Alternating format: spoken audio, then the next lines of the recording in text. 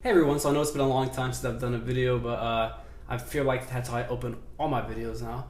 So, this semester I've been interning at the Licensing and Humane Society, and it's been a lot of fun. I have gotten to work with animals. I haven't got to do that in a long time, but I've just been really wanting to get more involved in promoting adoption and animal care. So I want to make a video today about kind of like tips and tricks on what you need to do if you are getting a dog or thinking about getting a dog, or if you already have one, maybe I can give you some new tips and pointers. Okay, so if you are deciding that you want to get a dog, first thing you need to do is to decide if you are ready for one, because dogs are a lot of work, they are a lot of time, a lot of money, and you have to make sure that you are prepared financially, emotionally, financially again. Are you gonna have time for this dog? Are you gonna be able to let him out about maybe 3 times a day? You just make sure that you are ready and that you have the capability and time to take care of this dog.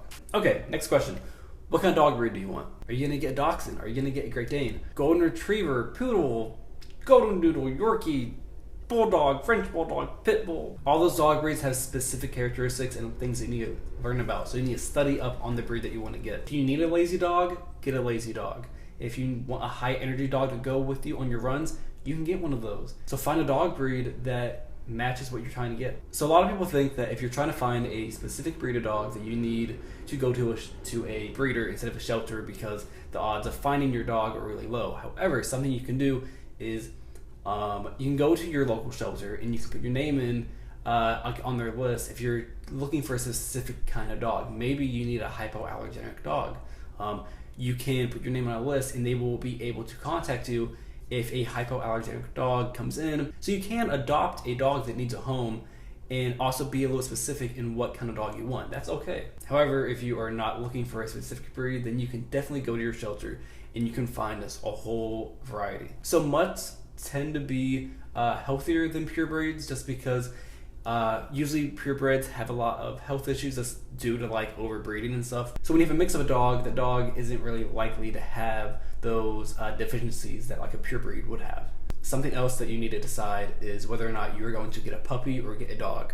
Puppies are a lot of work. I don't think I'm ever going to get a puppy again because they are just so much work. However, if you get a adult dog, sometimes they're already potty trained, sometimes they already know like sit and stay and all that kind of stuff, and they tend to have a more developed personality. So if a dog is super sweet and lovable and great and they're like 2 years old already, odds are they're gonna be like that maybe for the rest of their life. I personally like to encourage people to adopt older dogs just because they don't get adopted as easily as puppies. So if you're not ready to get a puppy, you don't have the time, get an adult dog. Your life will be so much easier and you're gonna be saving a life that is much more at risk, and they will definitely appreciate it, trust me. So now it's time to decide what kind of dog parents you're gonna be.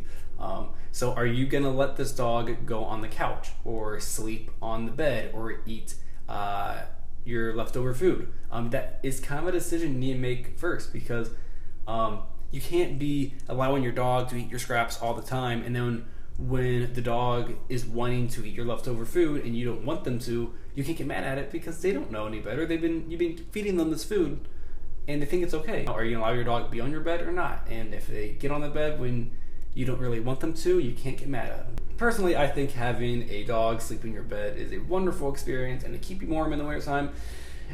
And they like cuddle up and it's super sweet and I love it and I miss my dog so much.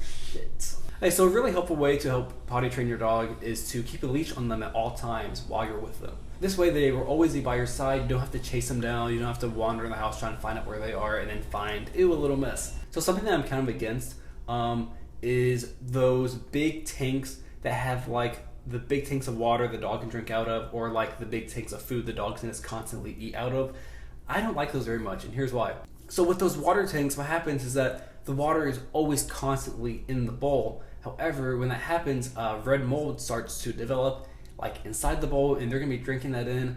I mean, I don't know how dangerous this is, but I mean, it's red mold, it's mold. It's not exactly a good thing.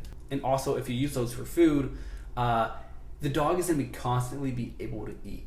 And that's not really good, because here's the thing, buddy boys, an overweight dog is not funny. People think, oh, look how cute and fat my dog is.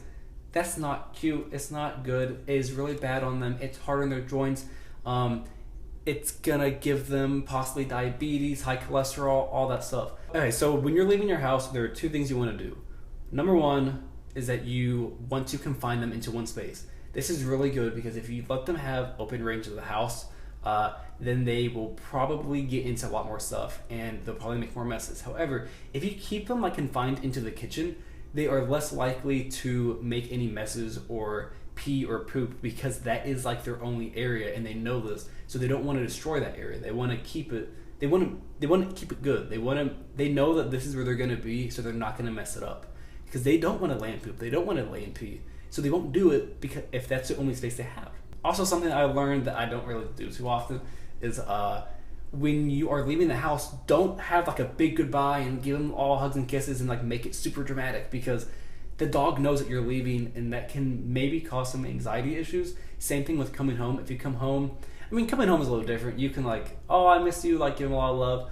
But the more emphasis and the more dramatic your leaving and coming back is, the more likely the dog's gonna have some kind of like anxiety when you leave. I haven't had many issues with that. We do have a dog that does have a little anxiety, but it's just something to think about. So thank you so much for watching this video. I hope it helped some people. If you have any other questions, comment below. If you have any tips or tricks, comment below, let other people know. That totally rhymed, wow. So thank you. I hope to maybe make some more videos pretty soon. My schedule's kind of free lately, so I don't know, we'll see. Alright guys, bye. I'm gonna do that thing.